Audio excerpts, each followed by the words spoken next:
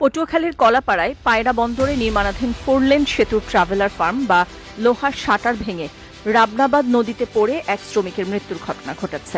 নির্মাণ শ্রমিকের নাম রাসেল হাওলাদার। এ ঘটনায় আহত হয়েছেন আরও অন্তত 10 জন।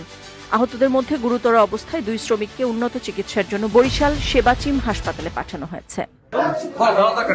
আমরা সকাল 6টার সময় কাজ শুরু করছি, করে লোক ভাগ করে দিয়ে যোগান টানাটানি করা শুরু করছি। পরে যোগানের টানা ছুটে যাওয়ার কারণে নিচে যোগান পড়ে গেছে।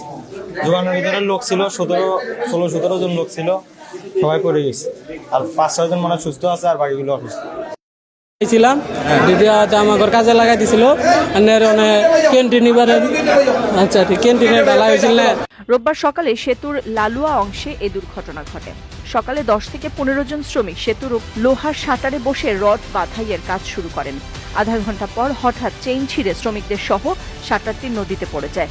স্থানীয়রা তাৎক্ষণিক আহতদের উদ্ধার করে কলাপাড়া হাসপাতালে নিয়ে আসলে কর্তব্যরত চিকিৎসক রাসেলকে মৃত ঘোষণা করেন।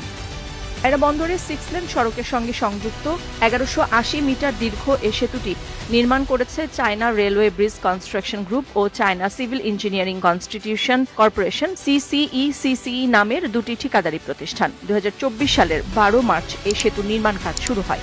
ঠিকাদারি প্রতিষ্ঠানের নিরাপত্তা সরঞ্জামে অনেকটা ঘাটতি ছিল বলে জানায় শ্রমিকরা। নিউজ ডেস্ক, সারা বাংলা।